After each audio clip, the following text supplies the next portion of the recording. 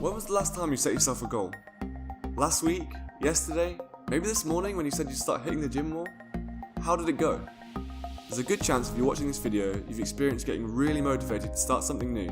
Maybe you make it to the gym, clean the house, think up a new business idea, or finally nail that guitar riff you've been trying to learn. You feel productive.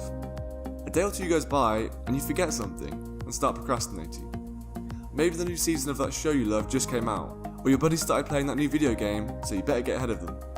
The guilt creeps in and you avoid work in a negative feedback loop until finally you just give up. You revert to your old habits and wait for the motivation to return, which, when it does, just starts the cycle again. Well, I'm here to tell you it doesn't have to be that way. So let's look at 3 tips for setting yourself goals you can stick to, and please don't forget to hit that subscribe button if you want more videos like this. Now without further ado, let's get into it. Tip number 1 is to learn to ride those motivational waves. You can probably guess what I mean by motivational waves. You know those days where you wake up and decide to clean the entire house? That's a motivational wave. We need to learn to recognise these and make the most of them when they occur, using them to set things up for yourself so that you'll be more likely to get the work done when you're not motivated. For example, I used to leave for work each day motivated to get myself to the gym in the evening. But by the end of the day, I'd get home, sit down, and not get back up again. One day I used this motivation to pack my bag so that I could go straight to the gym on the way home. I know this sounds obvious, but it really worked. By removing the need to go home first, I became much more likely to get straight to the gym even if I wasn't feeling it. And I've done this ever since. For you early birds, you could even get your gear ready beside your bed, or some people even sleep in it. That way when you wake up, you can ride that motivational wave right out of the door and to the gym before that lazy brain has a chance to take over. So the next time you're feeling motivated, try and think of a fail-proof system that will help you follow through with your goal even when you're not feeling it. Tip number 2 is to start small. Great things are done by a series of small things brought together. When starting any goal, it's much better to start in some way than consistently aiming so high that you never even begin. Instead of telling yourself you're going to start doing 100 press-ups each day, start with 2. And instead of planning to start $1 million business overnight, just focus on getting that first happy paying customer.